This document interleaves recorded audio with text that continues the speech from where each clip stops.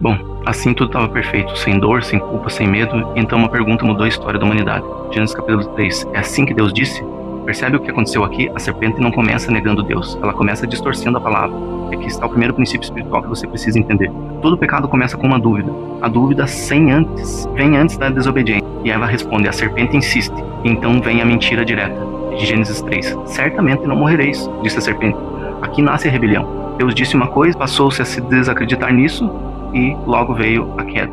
No dia em que dela comeres, certamente morrerá, Deus disse. Mas a serpente disse, certamente não morrereis. Por um só homem, então, entrou um pecado no mundo quando Adão comeu, e assim, depois do pecado veio a morte. Paulo diz que o que aconteceu aqui afetou todos nós. Agostinho também. Ele ensina que não herdamos apenas o exemplo de Adão, herdamos a natureza caída. E observe o que acontece depois que eles comem. Em Gênesis fala, então foram abertos os olhos de ambos. Mas não foi iluminação, foi culpa, vergonha e medo. Gênesis traz isso. O pecado sempre produz afastamento de Deus. Isaías falou também, as vossas iniquidades fazem separação entre vós e o vosso Deus. Mas agora preste atenção numa coisa, porque no meio do juízo Deus revela a esperança. Em Gênesis 3,15 fala isso, porém inimizade entre ti e a mulher, entre a tua descendência e o seu descendente. Este te ferirá a cabeça e tu lhe ferirás o calcanhar. E esse versículo é chamado pelos teólogos de proto-evangelho, a primeira promessa do evangelho. Martinho diz que nós vemos a cruz em forma de semente, a descendência da mulher. Isso é extraordinário, porque biologicamente a descendência é atribuída ao homem, mas aqui, para algo sobrenatural, fala da mulher. Indo, porém, à plenitude do tempo, Deus enviou então o seu filho, nascido de mulher.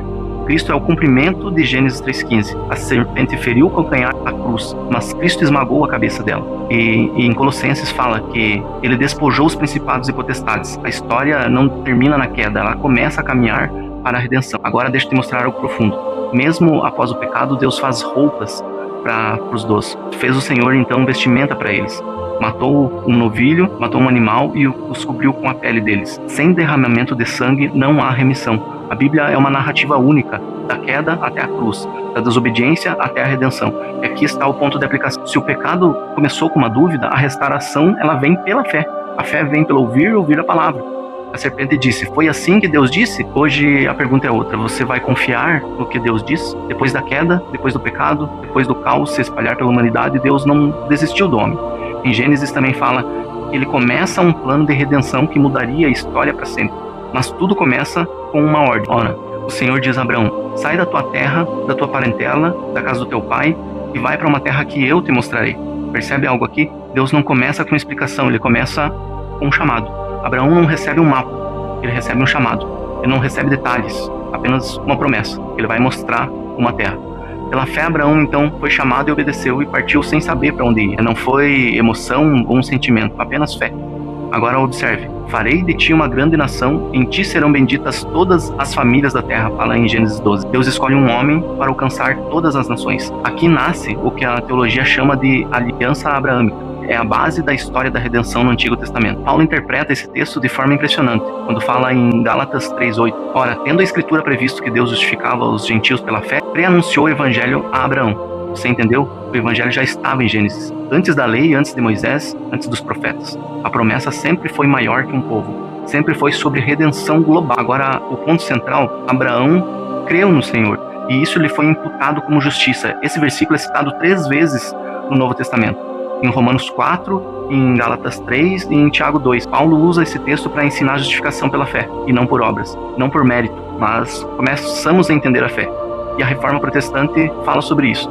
Martinho Lutero diz que Abraão foi justificado antes da circuncisão, antes da lei. Isso destrói qualquer ideia de salvação por desempenho. Agora deixa eu te mostrar algo profundo. Em Gênesis 15, ele manda preparar animais partidos ao meio. E esse era o ritual de aliança na antiguidade. Normalmente 2 partes passavam. Mas agora Deus passa, representando por um forno fumegante e uma tocha de fogo. Isso significa algo poderoso. A aliança não é da fidelidade de Abraão, mas dependia da fidelidade de Deus. Isso aponta para a graça. Agora conecta Cristo à história. A promessa foi feita a Abraão, mas o seu descendente é Cristo. A promessa não termina nem em Isaac nem em Jacó. Ela se cumpre em Cristo. E aqui nós vemos uma aplicação. Abraão precisou sair, deixar a confiança, a segurança. E fé sempre exige o mesmo movimento. Então, se você está pedindo garantias para Deus, né, se você está pedindo um caminho perfeito, vai ser difícil. O sacrifício de Isaac não era algo fácil de fazer. Este é um dos capítulos mais profundos da Escritura e talvez a imagem mais clara da cruz no formato de um pai entregando um filho, que é Abraão levando Isaac como sacrifício. Deus pede o único, até então, o primogênito de Abraão, que era um sonho de Abraão, ele pede. E depois dessas coisas, pôs Deus a Abraão à prova, diz em Gênesis 22. Então não era tentação, era uma prova. E Tiago diz que Deus não tenta ninguém para o mal, era uma prova. E aqui está a diferença de que é uma tentação quer derrubar você, mas uma prova quer revelar quem você é, né? E depois Deus fala para Abraão, toma o teu filho, teu único filho, né, Isaac, quem você ama, e oferece em holocausto. Perceba a construção de uma frase, né? Teu filho, teu único filho a quem você ama. É impossível não lembrar de João 3,16, porque Deus amou o mundo de tal maneira que deu o seu único filho, unigênito. A narrativa é intencional. Agora observe algo impressionante. Gênesis 22 fala, Abraão diz aos seus servos, eu e o rapaz iremos até lá e voltaremos. Então Abraão já sabia o que ia acontecer. E isso é uma fé madura, é uma fé que não é emocional, é uma fé fundamentada na promessa, porque em Gênesis fala também, por isso Isaac será chamado a tua descendência. Se Deus prometeu, ele cumpre. Agora vem um detalhe poderoso. No versículo 6, Abraão tomou a lenha, o holocausto, e colocou sobre Isaac, seu filho. Isaac sobe o monte carregando, sobe o morro que eles estavam carregando essa lenha.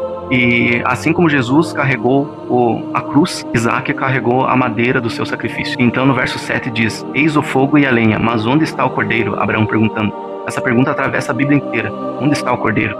Abraão responde no verso 8, Deus proverá para si o cordeiro. E no momento exato, quando a faca estava levantada, Deus intervém e diz, eis um carneiro para substituir o holocausto. Teologicamente é uma situação interessante, né? Ele foi traspassado pelas nossas transgressões. João Batista, em João 1, verso 29, declara, eis o Cordeiro de Deus que tira o pecado do mundo. Gênesis 22 não é apenas sobre Abraão, é sobre Cristo também.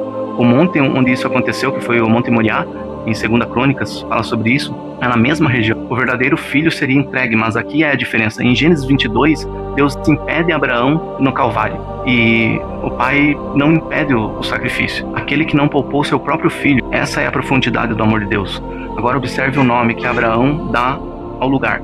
Jeová Jiré, o Senhor proverá. É isso que significa. Provisão nasce da visão de Deus.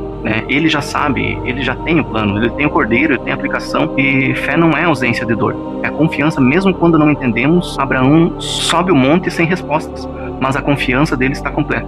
Aonde está o cordeiro? A resposta continua a mesma, Deus proverá.